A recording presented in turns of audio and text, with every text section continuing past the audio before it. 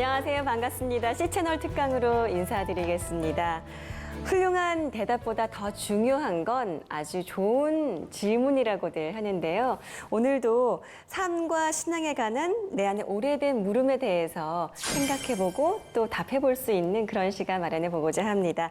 연세대학교 철학과 명예교수이신 김형석 교수님 함께하셨습니다. 안녕하세요, 네, 교수님. 고맙습니다. 네, 반갑습니다. 자, 그리고 오늘도 탤런트 권성현 씨, 스포츠캐스터 이강준 씨 함께했습니다. 반갑습니다. 안녕하십니까. 네, 우리가 삶을 이렇게 쭉 돌아보면은 나를 바꿀 수 있고 또 나에게 영향을 준 은사는 누구나 한 번쯤은 있기 마련인데요. 아마 교수님은 아주 어릴 적부터 스승이셨을 것 같은 느낌이 있어요. 네. 그렇지만 교수님에게도 은사는 계시겠죠? 내가 얼마 전에 글을 썼는데요. 거기에 이제 생각하니까 나에게도 두 스승이 있다 그랬는데 예. 한 분은 도산 안창호 선생이고 네. 한 분은 내가 중학교 있을 때 모시고 있었던 인천 김성수 선생 두 분인데 도산 선생은 그 이상한 인연이 있어요. 내가 17살 때에 우리 고향에서 도산 선생 고향이 한 6km쯤 될까요? 가까운 곳이에요. 그런데 그분이 이제 서대문 교도소에 수감돼 있다가 일제시대에 병으로 그 가석방이라고 그래 그때는 네. 이제 예, 나와서 치료받는 거예요. 그때 이제 고향에 와 계시면서 한 번 우리 마을에 오셨어요. 네. 오셔서 토요일 저녁에 이제 마을 사람들한테 얘기해 주시고 다음 주일에 이제 교회에서 설교해 주시고 그리고 이제 가셨는데 근데 그 두 번 강연을 들었는데 그 설교를 이렇게 쭉 듣고 나니까요 누구보다도 크리스찬이에요. 네. 하고 끝까지 그 인격적인 사랑을 강조하고 또 조국과 민족을 위한 뜻 가르쳐주고요. 그래서 이제 그분한테서 영향을 받고요. 또 한 분은 이제 해방되고 2년 있다가 38선 넘어와서 중앙학교에서 이제 교사가 됐는데 그게 교주 되신 분이 인천 선생이에요. 다 알지만 이제 그분을 이렇게 모시고 보니까요.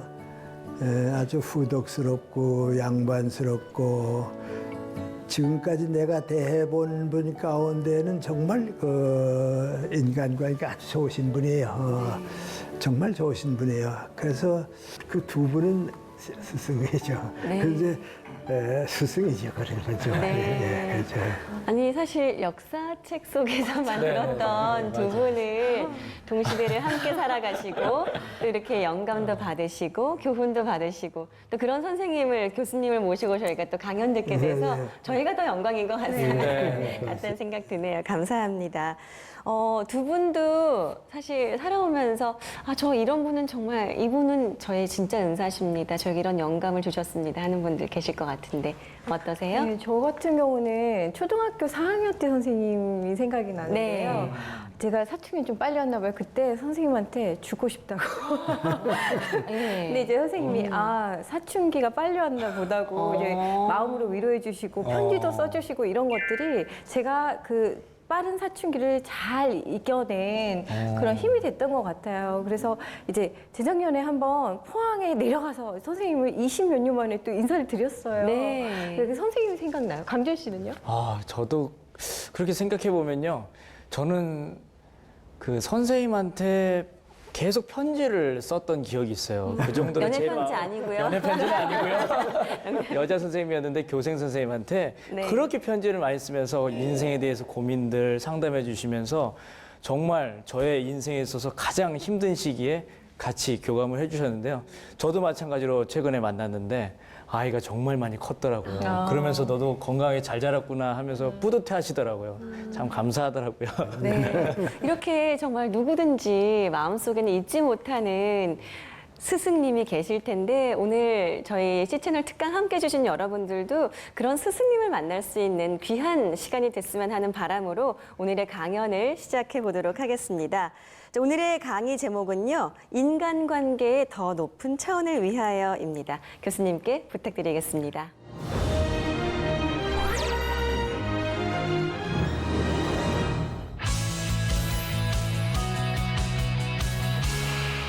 그러니까 사람이 이제 태어났다가 일생을 산다 하는 것은 사회에 왔다가 그 사회를 이제 떠나가는 거예요. 근데 어떤 사람은 그 사는 사회가 좀 좁게 살고 어떤 사람은 이제 넓게 살고 이제 좀 더 넓게 사는 이제 그런 사람들이죠. 또 이제 역사적으로도 이제 쭉 보면요. 옛날엔 난 농경 사회에 살았으니까 이제 좁은 사회에서 살다가 이제 점점 이게 넓어지는 사회로 가는데 역사가들은 그 특별히 그 개인 윤리나 개인 가치나 그걸로 살다가 이렇게 사회적으로 확대되고 언젠가 그렇게 얘기하는데 불란서 혁명하고요. 영국의 산업혁명이 난 다음부터는 이제는 인류가 하나가 돼요. 전부 다 이제 공통된 가치를 가지게 되고 이제 사회과학도 이제 그때 발전되고 지금은 이제 인구도 많아지고 교통이 이제 그러니까 이제 지구촌이다 그런 얘기를 하고 있는데 또 요새 뭐 세계 이제 그 지도자들이 한 자리에다 모이고 하는 건 이제 세계가 지금 하나가 됐으니까 이제 그렇게 사는데 그것이 이제 역사가 변하는 것과 동시에 우리 기독교 신앙도 이렇게 넓어지기 때문에 어떤 사회 생활을 해야 하느냐 그것이 우리들의 행복도 거기에 달리고요 또 사는 가치도 거기 있고 이제 그래요. 그런데 이 사회 자체를 행복하게 만들지 않는 한 나는 이제 행복할 수가 없거든요.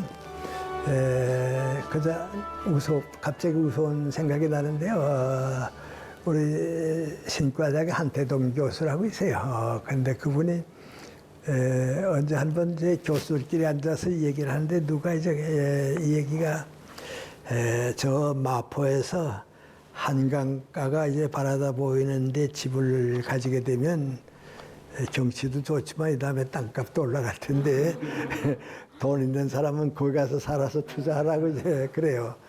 그랬더니 한태동 박사 하는 말이 뭐인 거 아니 그거 하나만 알면 안 된다고. 왜 그랬냐 그랬더니 부자들이 사는 동네에 가난한 사람은 살면 그 부자가 부러워서 불행해지고 또 가난한 사람들이 많은 사람들 나만 부잣집 짓고 살게 되면 동네 사람들의 그 시기심 질투 때문에 불행해진다고. 그러니까 거기 이제 다 부자들이 살 때 들어가지 지금 들어가지 말라고 이제 그런 얘기를 했는데 뭐든지 이제 그 사회평가에서 이루어지는 거예요. 사회평가에서 이루어지는 건데 이제 그 평가 가운데서 이제 우리가 찾는 게 민관이 그러면 행복이다, 성공이다, 또 인생의 보람이 있었다 하는 건 무엇을 이제 의미하느냐. 그런데 선하고 아름다운 인간관계가 형성된 사회는 행복하고요. 악하고 그 거친 그 악의 조건이 많이 있는 사회에 사는 사람은 전부가 불행하게 되세요. 그러니까 지금 우리 여행을 해봐도요. 스위스라든지 뭐 이제 노르웨이 같은 데 가보면 사람들이 다 그렇게 행복하게 살게 돼요. 거짓말 없고요. 뭐 성실하고요. 그런데 한번 노르웨이 갔던 생각이 나는데요.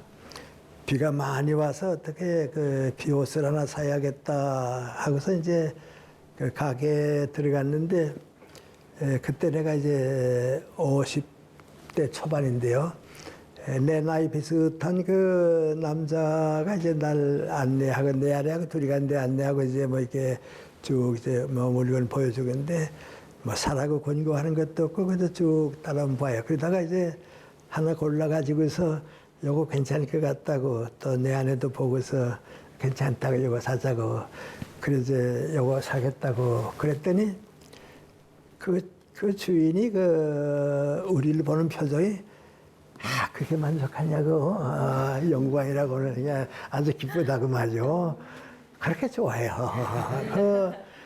그 마음이 아주 기다렸던 손님에게 내가 좋은 물건을 팔아서 저렇게 부부가 좋아하니까 내가 얼마나 행복하냐. 근데 나는 이게 뭐 교회가 많이 생겼다, 뭐 절이 많이 생겼다, 뭐 그것보다도요. 그렇게 사는 인간관계가 있으면 그렇게 행복하거든요.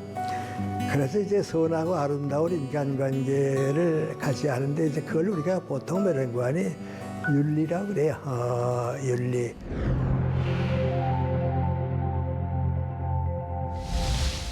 그럼 그렇게 선하고 아름다운 인간관계를 만드는데 첫째 책임은 나, 둘째 책임은 이제 여러분과의 관계에 걸리거든요. 그리고 첫째 책임은 내가 이제 어떻게 사느냐 하는 게 문제인데 모든 윤리를 공부한 사람들 이제 그 윤리학자들이 가지고 있는 여러 가지 덕목인데 동양 사람이나 서양 사람이나 똑같이 한 게 민관이 내가 나에게 있어서는 성실하게 살아라. 성실성. 성실한 사람에게는 거짓이 없어요. 거짓을 가질 수가 없거든요. 또 성실한 사람은 항상 겸손해요. 내가 나를 알고 존중할 것도 알고 이제 성실하고 그 겸손하고요. 또 성실한 사람은 항상 노력해요. 이게 성장하려고 노력해. 그래서 개인이 인격을 형성하는데 제일 소중한 건 뭐냐? 그때 느껴지는 게 민관이 성실하자 그거예요. 이게 성실한 사람은 자기 인격을 사랑하기 때문에 거짓말을 할 수가 없거든요. 또 내 인격을 봐서도 누구 이렇게 욕을 못 하거든요. 그렇잖아요. 난 요새 뭐 극히 소수긴 합니다만 국회의원들이 남 욕하는 거 좀 많이 보면요. 저분도 좀 인간적으로 성실했으면 그런 수가 없는데 뭐 아는 사람이 쓱 보면 저 사람은 좀 좋은 분인 줄 알았더니 인격이 그 수준밖에 안 되는구나. 그것밖에 안 되는구나. 그런 생각이에요. 우리 철학자 가운데 제일 성실하게 산 사람이 칸트 같은 사람인데요. 그 성실하다가 가면 사람이 더 높은 걸 원하게 된다고. 그러면 경건해진다고. 죄스러운 것도 없어지고 이제 그러면 하나님께서 찾으신다고. 나는 성실하겠다 하면 하나님이 옆에까지는 오지만은 찾지는 않는데 마음의 문을 경건하게 열면 그때 하나님이 같이 하신다고. 그래서 이제 나는 성실 플러스 경건은 신앙이고 성실로 멎으면 공자님까지 가는 거죠.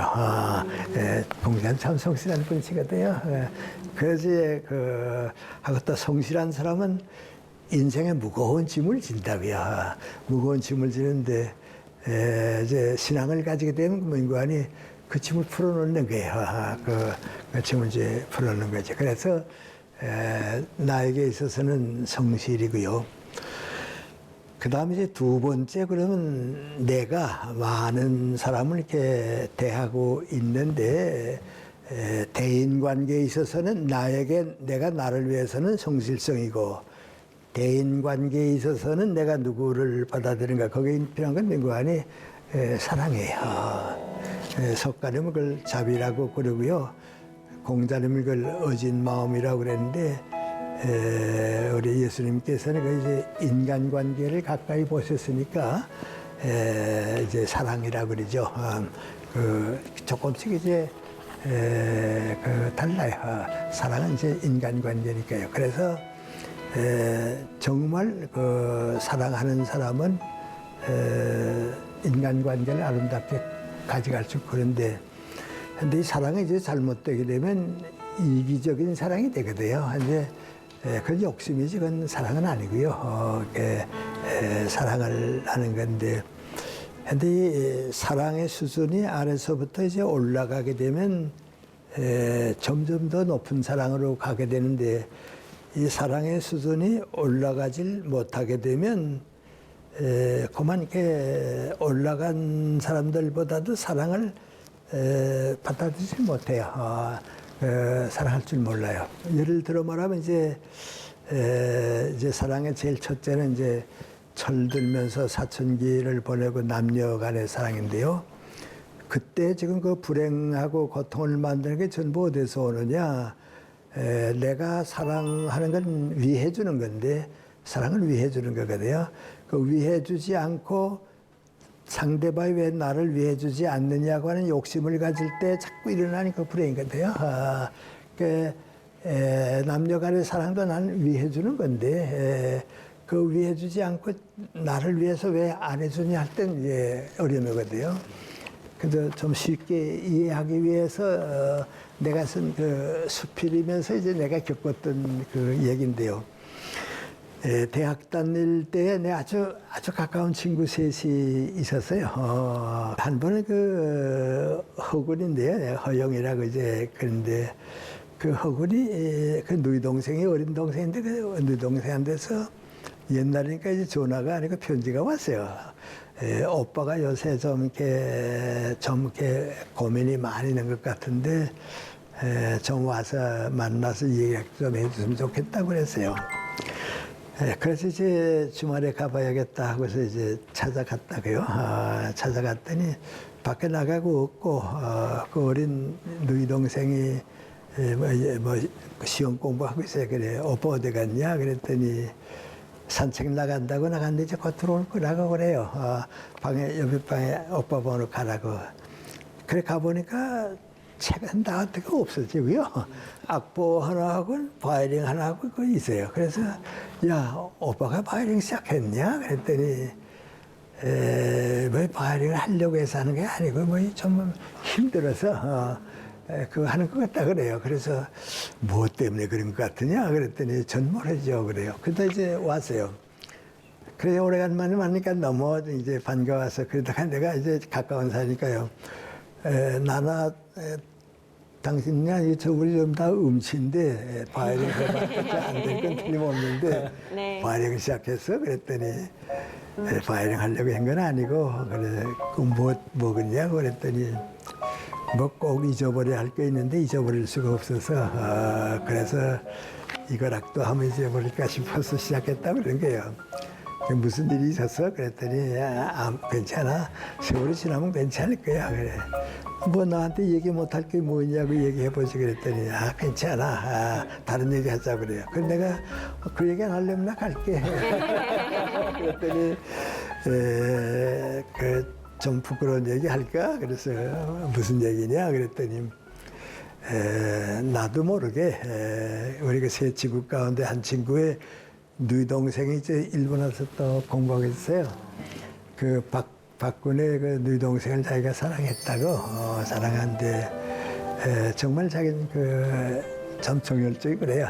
사랑했는데 나 혼자 한 1년 동안 쭉 사랑하다 보니까 그 박군의 동생은 내게 대한 관심이 좀 없는 것 같더라고요. 그래서 이제 하여튼 내가 사랑을 고백해야겠다. 그래서 이제 사랑을 이제 고백을 했다고. 그러니까 그 누이 동생이 뭐라 그러는 거 아니? 나는 허 선생님 많이 존경한다고. 그러나 사랑은 또 존경한다고 가는 건 아니니까 자기는 이제 그 사랑하는 남자가 있다고 말이요. 그만 그 얘기를 듣고 나니까요, 그만 몹시 실망한 거예요. 그래서 이제, 이거 인생이 이렇게 마음대로 안 되는구나. 그리고 이제, 거리를 이제 헤매고 다니다가 쓱 보니까 무슨 영화관이 있더래요. 그래서 무조건 영화관에 들어갔는데, 가서 영화를 쓱 보니까 그 영화의 주인공이 뭔가니 그 쇼팽이야 말이죠. 쇼팽이 이제 그 폴란드를 떠나서 이제 그 와서 이제 졸 산드라고 여러 작가하고 이제 사랑하잖아요. 그러니까 자기 옛날 애인이 이제 그 자기 첫사랑이 그러니까 쇼핑을 찾아왔다가 그 쇼핑에 이제 그 다른 여자친구가 있는 걸 보고서는 이제 가거든요. 사랑의 선대 가거든. 그걸 쓱 보고 오니까 그 영화 제목이 뭐 이별의 곡인가 그래요. 그 세상이 그렇지. 그래서 너무 힘들어서 못 견디겠더래. 그래서 뭐 바이링이나 좀 해보자. 그래서 이제 이렇게 걷기만 하는 거야. 몹시 고민하고 있어요. 그런 내가 이건 내 생각인데 그 박군의 누이 동생이 그 사람을 잘못 봐서 그렇지 남자친구가 누군지는 모르지만은 그래도 허영이 제일 날 테니까 내가 그 박군하고 얘기해서 좀 이렇게 생각을 그 당신에게 돌리도록 좀 해봐 줄까? 그랬어요. 그랬더니 날 쓱 보더니 김영 아직 누구 사랑해보지 못했구만. 그래요. 왜 그랬더니 내가 좋아한다고 해서 상대방의 자유를 선대는 건 아니야. 그건 사랑을 못 해봤으니까 그렇지.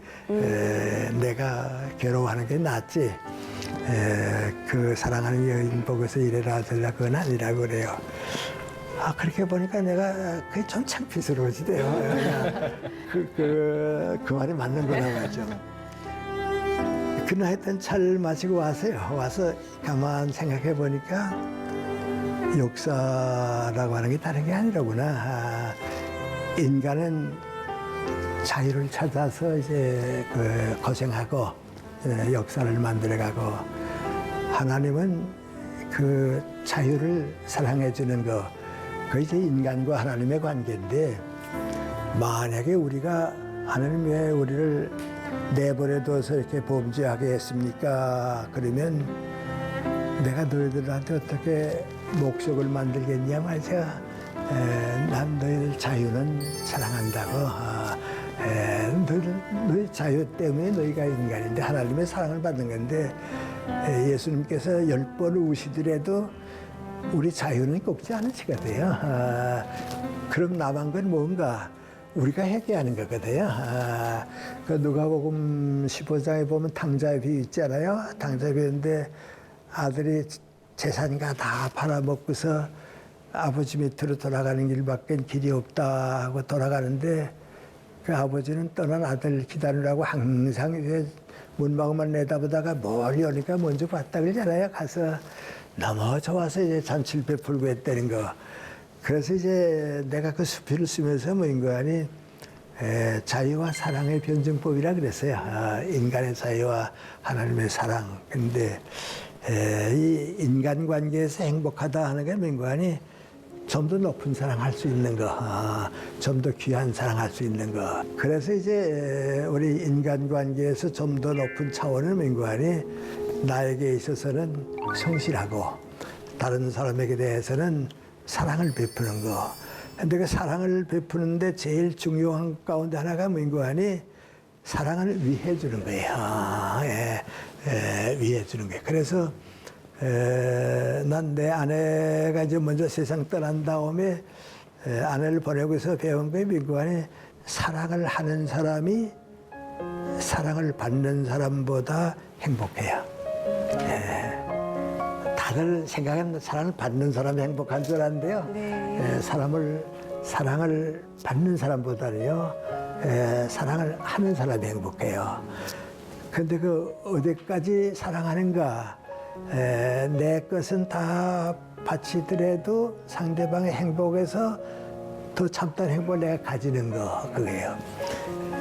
내 친구가 이제 교육계에 오래 있고, 장로고 그래요. 그 이제 장로인데, 이제 주일날만 되면 이제 새벽 기도를 같이 가고 그랬는데 한 번은 비가 너무 많이 쏟아져서, 그 교회가 조금 거리가 있으니까 새벽 기도를 못 가고, 이제 내 친구는 자는데 부인은 일어나서 이제 기도를 드린 거거든요. 그래서 옆에서 이제 그 자면서 그래서 듣는데 그 부인이 뭐라고 기도하는 거 아니? 하느님, 우리 장로님 먼저 데려가시고 그 다음에 절 데려가 주세요. 그 기다리게 돼요.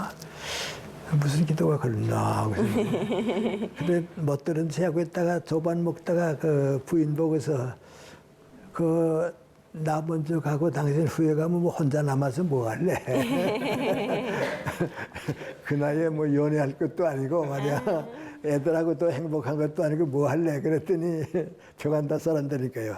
들었어요? 그래서 나 들었다고 말이죠.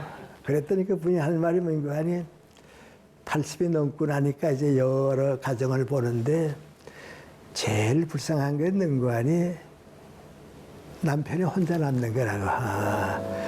여자는 혼자 남아도 딸 집에서도 오라 그러고 아들 집에도 오라 그러고 오래는 데가 있는데 아버지는 혼자 되니까 오래는 데가 없다고 말이죠. 또 여자는 또 자기 생활을 제가 하지 않아요. 이렇게 뭐 옷이랑 뭐 빨래랑 뭐 바이라 했는데 남자는 이거 혼자 남으면 쓸모가 없거든요. 네. 그래서 쭉 다니고 보니까 제일 불쌍한 사람이 누군 거 아니 부인 먼저 보내고 남는 그 남자가 제일 불쌍하더라고 말이죠. 그래서 자기 마음속에 생각이 뭔 거 아니 다른 건 다 못해도 내 남편을 혼자 남기고 가지 않겠다. 그게 자기 기도였다는 거예요. 그래서 당신 먼저 가면 다음 날 가도 나 괜찮으니까 내 마음이 편하겠다고. 그런데 그 친구가 나보고 그래요. 나는 그 생각 못 했는데 그래요. 그리고 또 내가 가만 생각해 보니까요. 그래, 한번 내 아내가 이제 오래 병중에 있을 때 저게 뭐 이렇게 그 치료는 안 되는 거 그렇죠. 그래서 뭐 내가 무슨 얘기 하다가 뭐 이제 여기 이제 뭐 있고 이제 화원도 만들겠으면 좋겠다고 그랬더니 그 이제 좀 이렇게 그 수술한 데가 위치가 나빠서 말을 잘 못해요. 말을 쭉 못했는데 감정에는 이건 있거든요. 그 내 얘기를 듣더니 나를 이렇게 껴안더니 자꾸 울어요. 근데 그 울음이 왜 나왔는가 하는 거 보니까요. 내가 당신을 도와줘야겠는데, 이게 뭐 도와주면 어떡하냐 말이죠. 그거 뭐 도와줘. 그거야. 그래서 내가 이제 내 아내가 간 다음에 가만 생각해 보니까 내 아내는 나보다 행복했다. 왜냐하면 내 아내가 날 더 사랑했으니까, 더 사랑했으니까. 그런데 사실 뭐 이런 얘기를 뭐 그렇게 안 한다는데 그게 인간관계에 있어서 사랑이 그렇게 중요해요. 그게 무슨 큰 일을 했다고 하는 게 아니고요. 그 마음이 중요해요. 근데 우리는 이제 그 물질로만 다 환산하지 그 마음이 얼마나 중요하다는 걸 모르거든요. 그런데 예수님께서는 그 우리 마음을 세상에서는 다 그 물질적인 대가만 보는데 주님께서는 그 우리 마음을 그 받아주세요. 그 언젠가 그걸 쌓아서 이제 사회가 돼요. 그래서 이제 우리 믿는 사람들이 정말 뭐 특별한 것도 없고 잘난 것도 없고 아무것도 없지만은 예수님의 뜻대로 내 이웃을 사랑하고 싶다 하는 마음만 가지고 있으면요. 그건 주님께서 이루어 주세요. 우리가 하는 게 아니고.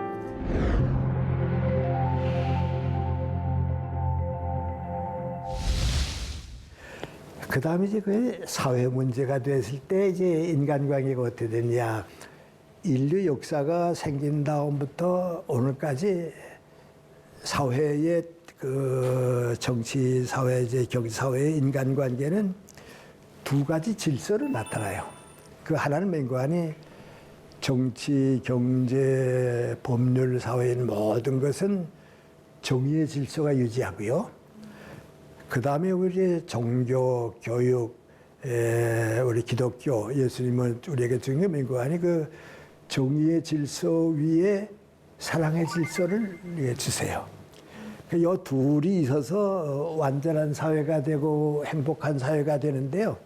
정치가나 이제 뭐 세상 사람들은 자꾸 정의가 무너지니까요. 그 정의의 질서를 이제 자꾸 찾아주거든요. 그런데 우리는 이제 그 위에다가 이제 사랑의 질서까지 나눠줄 수 있는 책임을 우리 교회가 감당해야 하고 이제 해야 하는 거예요. 세상 사람들은 그래도 정의의 질서를 지키기 위해서 노력하고 애쓰고 있는데 우리 교회가 그 위에 그 사랑의 질서를 주지 못하니까 이게 우리가 감당을 못하는 거지 정치 잘못된 게 아니라고 말이죠. 그런 얘기를 했는데요. 그래서 이제 먼저 우리는 민관이 정의란 무엇인가 그걸 한 번은 좀 생각해요. 내가 중학교 1학년에 이제 입학해서 이제 그 채플 시간에 있는데 호주에서 세계 일주 여행을 하시던 목사님이 이제 돌아가시다가 한국에 들렀어요. 들러가지고서 이제 설교를 해주셨다고요. 설교를 쭉 다 하시더니 내가 여러분한테 수수께끼를 하나 남기고 가겠는데 1등, 2등, 3등 상품을 준비해서 교장선생한테 맡기고 갈 테니까 수수께끼 맞히는 사람은 상 따라고. 수수께끼가 뭐냐면 이 세상에서 제일 강한 것이 무엇입니까? 그거예요. 제일 강한 게 무엇입니까? 그 우리 1학년짜리들이니까요. 뭐 제일 강할까? 사자냐, 코끼리냐, 고래냐, 뭐 그런 놈도 있고요. 아주 머리가 좀 좋다는 놈인 거 아니 지구의 인력이다. 지구가 인력이 없으면 다 날아가는데 말이죠. 뭐 그런 놈도 있고요. 그럼 뭐 태양의 열이 더 강하시고 그런 놈도 있고요. 난 또 속으려 목사님 설교하시는 건 아니고 인생을 살아가는데 제일 강한 게 뭐냐? 제일 그 강한 게 뭐냐? 그걸 거다. 그건 내 자신 있거든요. 그래서 와서 뭐라 썼는 거 아니? 정의 옳시다. 사람이 의롭게만 살면 아무것도 두려움이 없기 때문입니다. 하고 냈다고요. 일주일쯤 지난 다음에 저풀 시간에 우리 교장 선생님이 나오시더니 지난번 수수께끼 상 주겠다고 말이죠. 그러더니 이 세상에서 제일 강한 것은 사랑입니다. 그 3학년 선배가 받았다고요. 나는 그걸 쓱 보고서 그거 틀렸다.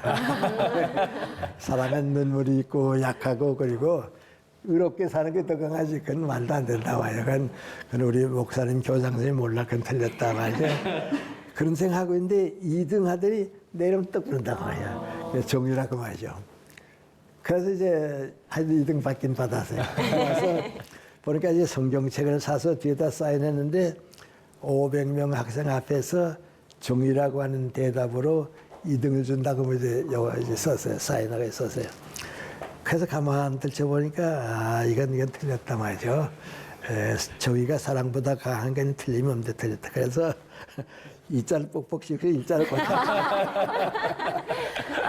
일본에 가서 고학을 하고 뭐 그러고 좀 고생을 많이 했어요. 고생 많이 했는데 어떤 때는 일본 목사님이 나 위해 기도해 주시거든요.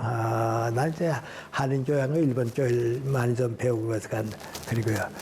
근데 여러분이 날 도와줘서 이제 대학 생활을 하는데 그날 도와준 분들이 전부 조건이 없어요. 뭐 이유가 도와주고 아니. 그래서 무조건 이제 도와주고 목사님들은 나 위해서 기도해 주시고요. 근데 한 번은 이제 일본 목사님이 세상 떠나기 전에 나 위해서 기도해 주시고 내 걱정해 주신 걸 알았어요. 그리고 이제 집에 돌아오면서 가만 생각해 보니까요. 그분들의 사랑이 없으면 내가 오늘 이 험한 세상을 잊지 못할 뻔했는데 그분들의 사랑 때문에 내가 있구나 말이죠. 그런데 그분들이 나를 사랑해 준 건 아무 조건도 없었다 말이죠. 사랑밖에 없었다 말이죠. 그때 내가 이게 정의보다는 사랑이 강하구나. 정의는 분열이 있고 싸우고 하나는 남자와는 다르고 없어요. 정의보다 사랑이 과하구나. 8년 걸렸어요. 전 그때부터 지금까지 그건 그대 변함이 없어요. 그런데 아직도 우리 교회가 그러면요. 내가 옳다 가지고 자꾸 싸우게 돼요. 그 보면요. 미안하지만 나보다도 깨닫지 못한 것 같아요. 난 그래도 8년 만에 깨달았거든요. 그런데 그거 못 깨달은 것 같아요. 또 그거 가지고 싸우는 것도 괜찮은데요. 그 대립이 인간 관리를 해치거든요. 원수가 되거든요. 우리 기독교가요. 그런 걸 자꾸 숨겨놓고 이 얘기를 안 하니까 그렇죠. 정말 정의의 싸움 때문에 잘못된 일이 많이 있어요. 우리 장로교는 개차랑분이 칼빈이거든요. 칼빈인데 그분이 이제 교리 싸움이 나서요. 여기서 갈비는 맹구하니 하나님과 예수 그리스도는 동등하다 그거예요. 근데 갈빈의 친구는 맹구하니 하나님은 위고 하나님이 예수를 우리에게 보내주니까 하나님보다 예수는 하나 낫다 그거거든요. 그거 가지고 그렇게 싸우다가요. 정교재판했어요. 정교재판해가지고 갈빈이 이겼다고요. 그래서 그 사람을 사형에 처하게 됐어요. 사형에 처했다고요. 저한테 갈빈이 그 감옥에 몇 번 찾아가서 나하고 같은 신앙 가지라고 말이죠. 그러니까 나 못 가진다고 또 말이죠. 아주 고집스럽게 싸웠다. 그래서 사형받았는데 갈빈이 자기 친구가 사형받는 게 마음이 아플 게 아니에요. 마음이 아프니까 베풀어준 동정심이 뭔지 아세요? 푸른 나무에 태워 죽이지 말고 마른 나무에 태우라고. 마른 나무에 태우게 되면 빨리 죽거든요. 푸른 나무에 태우면 오래 고생하거든요. 그 사람밖에 베풀어 주질 못했어요. 근데 그것은요, 교리 싸움 때문에 인간의 애를 잊어버린 거예요. 종의를 주장하다 그렇게 돼요. 내가 옳으냐, 부부도 내가 옳으냐, 내가 옳으냐 하면 이혼하지 않아요. 아들하고 딸하고도 싸움하게 되면 마지막에 헤어지지 않아요. 그러니까 그게 아니거든. 근데 그 사랑을 살려하는데 그걸 못해요. 그래서 400년 후에 갈빈 세상들하고 400년 후에 다 모여서 우리 갈빈 선생이 그건 잘못했다고 그래서요. 뭐 그때 잘못했지 뭐 400년 후에 잘못한 거예요. 뭐 그러건데요. 그 우리 종교인들이요 너무 좁아요. 세상이 참 좁아요. 내 제자가 여자 제자인데요. 한국 운동권에 들어가 있었거든요. 근데 아버지가 군인이에요. 장서에. 근데 그 아버지가 대단히 지혜로워요. 그 딸이 이제 운동권으로 이제 돌아다니다 집에 오니까요. 아버지가 하도 답답하니까 너 나하고 좀 얘기하자. 그래서 예, 그랬더니 아버지가 흰 종이를 이만한 걸 꺼내놓더니 잉크를 꽂아가지고 여기다 조문 하나 쓱 찍고서 뭐 보이느냐 그랬어요. 딸이 점이 보인다고. 다른 건 안 보이냐? 그거밖에 없는데요. 좀 찾아봐라. 저번에 그것밖에 없는데요. 그랬더니 아버지 하는 말이 뭡니까? 넌 이거 점만 보지 종을 다 못 본다. 이걸 보라고 말이죠. 사회는 넓은 거지. 내 생각 하나만 가지고 내가 아니라. 그래 그 딸이 그 얘기를 듣고서 나한테 와서 그래요. 아버지 말씀을 이렇게 듣고 나니까 이거 내가 너무 좁았다. 그래서 이제 운동권에서 이제 돌아왔다고 그래요. 열심히 나만 잘 믿는다고 하는 사람들이 다 그렇게 살아요. 내가 보기에는요. 공산주의자하고요. 잘못된 신앙에 깊이 빠진 사람은요. 남을 받아들일 줄 몰라요. 사랑은 받아들이고 위해주는 거거든요. 그걸 몰라요. 그래서 언제 인간관계가 행복해지고 아름다우냐 예수님의 사랑을 가지고 모든 사람을 대할 때예요. 예수님의 사랑을 가지고 아들, 딸도 대하고요.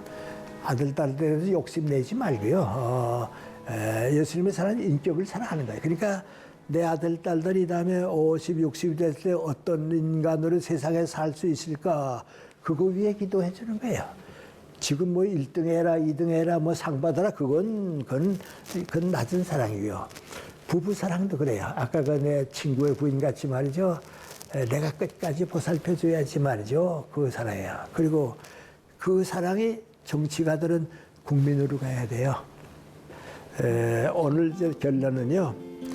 불교를 믿는 사람들은 인생을 고해와 같은 인생이다. 그런데 사랑이 없는 인생은 고해예요. 사랑이 있는 인생은 고해가 아니에요. 나는 그렇지 않기 때문에 뭘로 해석하는 거 아니? 사랑이 있어서 고생의 짐을 지는 사람이 제일 행복해요. 네. 아들, 딸 위해서도 그렇고요. 제자 위해서도 그렇고요. 행복한 의사 누구간의 환자를 정말 사랑하는 의사예요. 조금 어렵더라도요. 사랑이 있는 고생보다 더 행복한 건 없다. 그게 우리 인간관계의 행복이에요.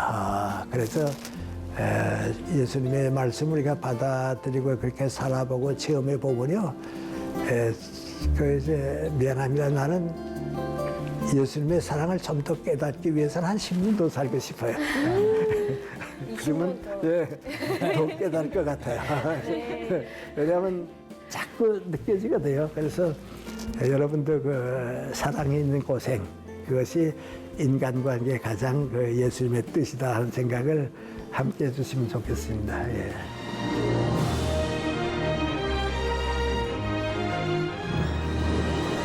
감사히 잘 들었습니다. 교수님 말씀 들으니까 진짜 더 사랑하고 싶고 네. 더 사랑해야 되겠구나. 사랑에 있는 고생은 감수해야 되겠구나 하는 생각이 드는데 두 분도 들으시면서 어떤 생각들 드셨어요? 저 같은 경우는 그 어느 때 강의보다 교수님이 이제 말씀해 주시면서 미소가 떠나가요. 맞아요. 같이 막 네. 웃으면서 그러니까 되게 네. 행복한 그런 말씀을 하신 것 같아요. 근데 네. 교수님이 이제 고백하시기를 사모님이 교수님을 더 사랑한 것 같다라고 하시지만 제가 들리기에는 교수님이 사랑을 많이 더 베푸셨기 때문에 그걸 알지 않았을까라는 또 생각을 네. 했어요. 그런데 저는 좀 고민이 교회 안에서나 아니면 사회에서나 가정에서 이제 그런 질서들이 무너질 때가 있어요. 가장 먼저 어떤 걸 해야 할까요, 교수님? 이따만큼 이제 그 뭐 신문 같은데 보도되는 걸 가만 보면요, 우리 사회가 다 알고 있는 큰 교회에 뭐 부목사님들이 교회 안에서 싸움을 했다, 그것도 또 뭐 폭행을 했다 하는 거 보면요, 저건 세상 사람도 그건 안 하는데, 세상 사람도 그건 안 하는데, 주님의 말씀을 어떻게 받아들였냐, 또 그것도 교회 안에서 그때 느끼는 게 뭐니? 세상 사람들 가운데 제일 지혜롭지 못한 사람은 소유가 인생의 목적이라고 생각하게 돼요. 돈도 명예도 권력도 자리도 지위도. 근데 아직도 그분들이 신학도 공부하고 목사까지 되신 분들이지만은 소유가 목적이라고 사는구나. 그렇지 않은 소유가 목적은 아니거든요. 베푸는 거거든요. 우리 교회 가게 되면 하나님께 우리 교회 복받게 해달라고 자꾸 그러는데요. 교회는 복받는 곳이 아니에요. 교회는 주님께서 주시는 복을 사회에 나눠주는 거예요. 우리 교회가 복받기 원하는 교회는 그건 잘못된 교회예요. 그건 우리 교회가 주님의 복을 사회에 줄 수 있는 원천이 되는 거예요. 그런데 그걸 착각을 하시는구나, 이제 그런 생각 같은 거 하는데, 인간이 있으니까 그렇게 되죠. 뭐 인간이 다 약하잖아요. 성경 봐도 뭐 베드로 같은 분들 이렇게 실수하고 그러는데, 그래도 그건 우리 내 예수님의 말씀이 내 인생관과 가치관이 되신 못할 일을 하고 있다 한데, 거기 하나 끼어드는 게 미관이 정의면 옳다고 하는 생각이에요. 난 잘못이 없다고 하죠. 그런데 그 정의를 사랑으로 감쌀 수 있는 것이 그 신앙인데 그걸 못해요.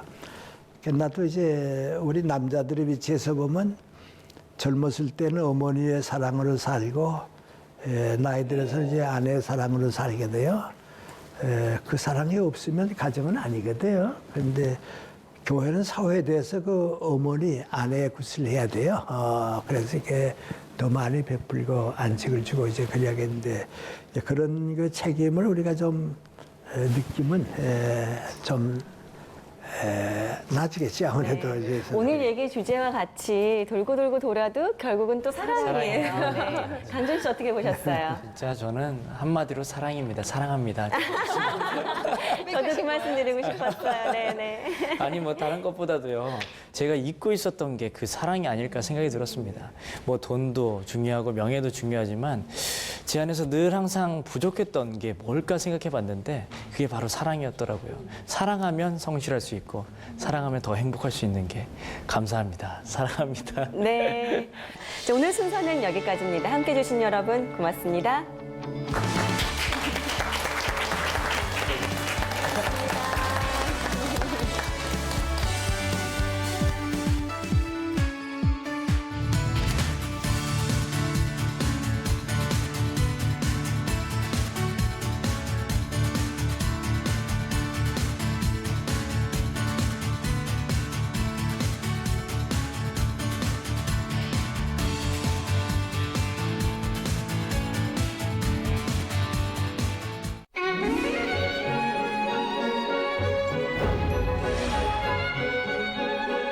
네.